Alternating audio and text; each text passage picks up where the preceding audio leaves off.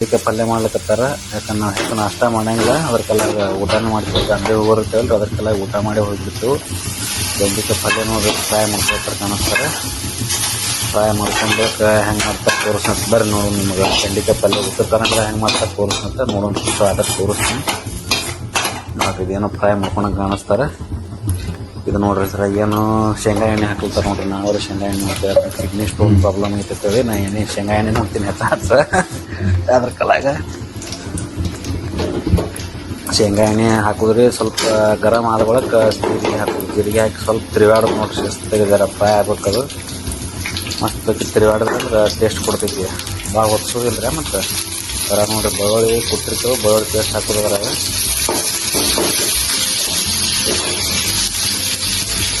ಅದ್ರಾಗ ನೋಡ್ರಿ ಒಂದು ಮ್ಯಾಲ ಸ್ವಲ್ಪ ಕರಿಬೇವು ಹಾಕಿಬಿಡೋದ್ರಿ. ಅದ್ರಾಗ ಸ್ವಲ್ಪ ಒಂದು ಅರ್ಧ ಗಂಟೆ ಅರಿಶಿನ ಪುಡಿ ಹಾಕ್ಬೇಕು ನೋಡ್ರಿ. ಮಸ್ತ್ ಕಲರ್ ಬರ್ತೈತೆ ಅರಿಶಿನ ಪುಡಿಯಿಂದ. ಅದ್ರಾಗ ನೋಡ್ರಿ ಮಸಾಲೆ ಖಾರ ಹಾಕ್ಬೇಕು ನೋಡ್ರಿ. ನಮ್ಮ ಉತ್ತರ ಕರ್ನಾಟಕದ ಮಸಾಲೆ ಖಾರ ಹಾಕ್ಬೇಕು. ಅದು ಬೆಂಗಳೂರು ಸೈಡ್ ಬರೀ ಕೆಂಪು ಖಾರದ ಪುಡಿ ಹಾಕ್ತಾರೆ ಮತ್ತು ಅಳಸ್ ಮಾಡ್ತಾರೆ ಅವರು. ಅದು ಜಿಗಿ ಆಗಿಬಿಡ್ತೈತಿ. ನಮ್ಮ ಉತ್ತರ ಕನ್ನಡ ಇದ್ರ ಮಾಡ್ತಾರೆ, ಮಸಾಲೆ ಖಾರ ಹಾಕ್ತಾರೆ. ಹಾಕಿ ತಿರುವಾಡೋದು ಒಂದು 2 ನಿಮಿಷ ತನಕ ಎಲ್ಲ ಇದಾಗುತ್ತಂತ. ಅದು ತಿರುವಾಡೋಕೆ ನೋಡ್ರಿ ಮ್ಯಾಗ ಬೆಂಡೆಕಾಯಿ ಹಾಕೋಬೇಕು.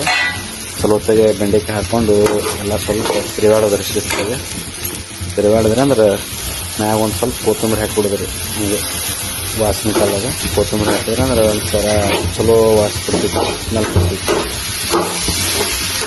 ಇದಾದ್ರೊಳಗೆ ನೋಡ್ರಿ ರೆಡಿ ಆಗ್ತೈತಿ. ಮ್ಯಾಗ ಒಂದು ಶೇಂಗಾ ಕುಟ್ಟ ಹಾಕ್ಬೇಕು ನೋಡ್ರಿ.